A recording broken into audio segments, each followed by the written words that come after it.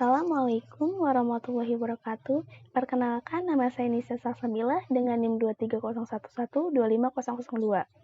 Saya dari Fakultas Keguruan dan Ilmu Pendidikan, jurusan Pendidikan Biologi. Di sini saya akan membuat video yang menjelaskan tentang sejarah guru di Indonesia.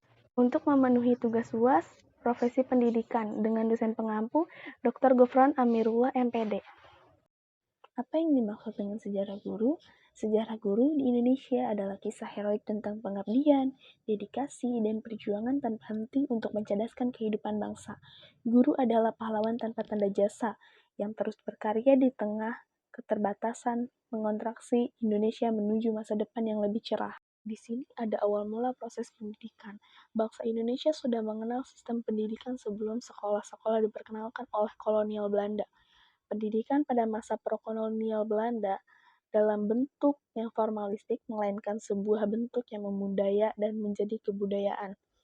Proses pendidikan diawali dari interaksi dalam kehidupan keluarga, interaksi sosial antar individu dan individu lain, interaksi antar masyarakat dan individu, interaksi antara masyarakat dan komunikasi di sekitarnya.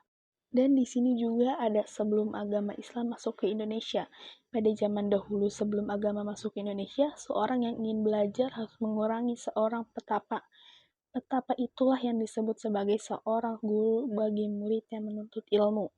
Petapa itulah yang disebut sebagai seorang guru bagi murid dan menuntut ilmu. Seorang murid biasanya akan mengerjakan aktivitas diberi nama ngabdi atau mengabdi dengan mengerjakan aktivitas sehari-hari gurunya, mengerjakan sawah atau ladang.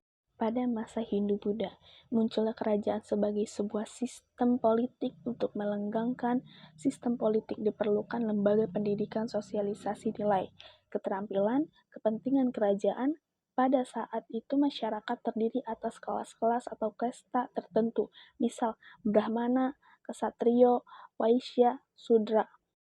Pembagian tersebut berdasarkan keahlian terkait ilmu-ilmu atau ajaran yang dianut kerajaan.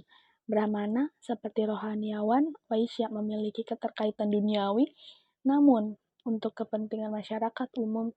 Ksatria abdi negara, Sudra tuan-tuan tanah yang sudah memikirkan duniawi saja.